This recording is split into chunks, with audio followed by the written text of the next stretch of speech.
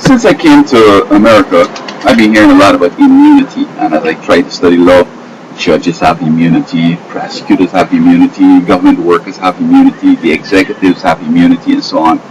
And I'm trying to figure this thing. I know in many cases it's practical to do that because government basically is us, these people working for us, and we can't harm ourselves. So that sometimes a government worker might do something that would affect the whole nation, and if everybody were to sue, then they'll get bankrupt or to obstruct government process. So they say, there's immunity here.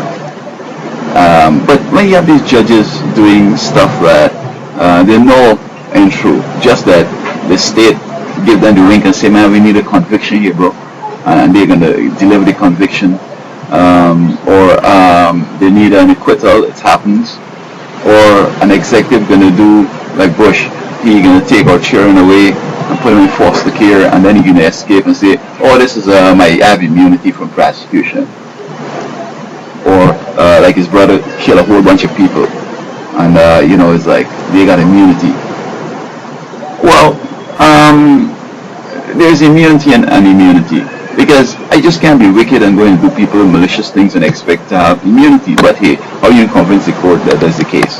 But the guy know that he was malicious. He know that he intentionally violated it for a reason. And in my case with the Bush them, because I'm black and because I have a great education and because I've been exposing some things that they haven't recognized as a problem. Okay? Now, I think that we should learn a lot from the Soviet Union and the KGB. The KGB, I'm sure they were part of Stalin's, if they were around then, I haven't researched it, whether they were the KGB in Stalin time, but they killed so many people, and if politicians say something they don't like, or they want a politician to go, they will frame them up or kill them, whatever, and they just write off, we have immunity. But you see, I still agree that there should be some level of immunity, right?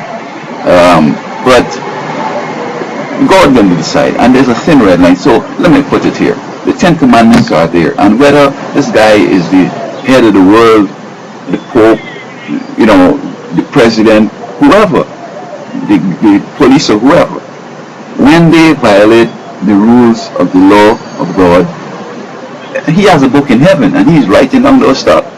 They might be impeccable, just like citizens.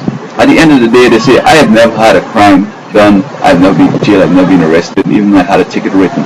But God knows the stuff they've been doing, but they either pay off somebody, or they pay off the witnesses, or pay off the victim, or nobody saw, or they're too powerful for anybody to complain. If you complain, you might get shot up or beat up, so you just leave it alone. So they come through life unscathed. But in heaven, God is recording those kinds of stuff.